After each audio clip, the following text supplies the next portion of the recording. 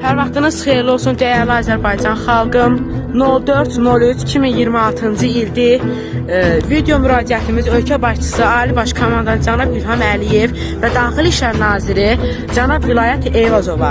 2 ilə yaxındır ki, Gəncə şəhərində gedən özbaşınalıq hökm sürməkdədir. Mən 2-ci Vətən müharibəsi qazisi Əmurov Kəmalın oğlu Əmurov Elman Kamaloğlu.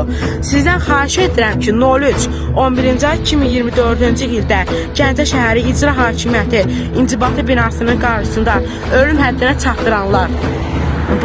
Bugün atama qarşı təhdid, hədə-qorxu gələrək ailəsi və övladları ilə hədələnib və ölkə başçısı tərəfindən verilən mənzilin əlindən alınmasının, əlilliyinin dayandırılması ilə bağlı hədə-qorxu gəlmişdilər.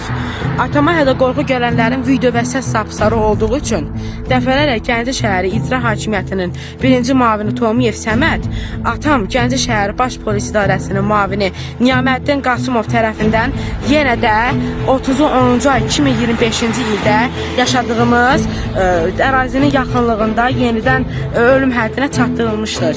Və atamın təhdid olunması ilə bağlı şəhid Abbas Quliyev Nadirin atası Elçin dayının dəfələrlə istərsə sosial şəbəkələrdə, istərsə də Gəncə şəhərində keçirilən Vilayət Eyvazov vətəndaş qəbulu görüşündə maneçilik törədilmişdir.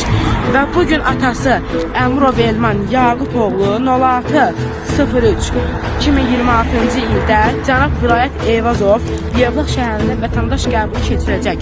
Xahiş edirik ki, bizi qəbul etsin. Ölkə başçısı cənab İlham Əliyev dəfələrlə sosial platformasında xalqa müraciət etmişdir ki, ictimai nəzarət və siqnal göndərin və biz Gəncə şəhərində məmur özbaşınalığına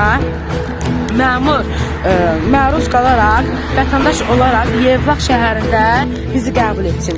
Diqqətiniz üçün minnətdarım.